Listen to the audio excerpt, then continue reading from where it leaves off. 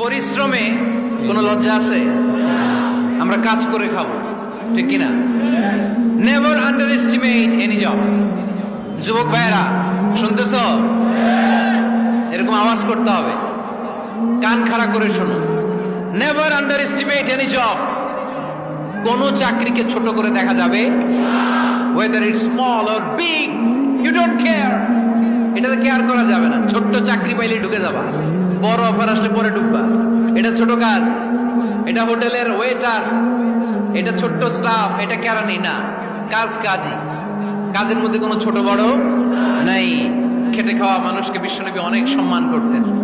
বিষ্ণু ঈসা ইসলাম খেটে খাওয়া মানুষদেরকে এত ভালোবাসতেন, বিদায় হজের মতো এত গুরুত্বপূর্ণ ভাষণও এই মেহনতি মানুষদের কথা বাদ যায় না।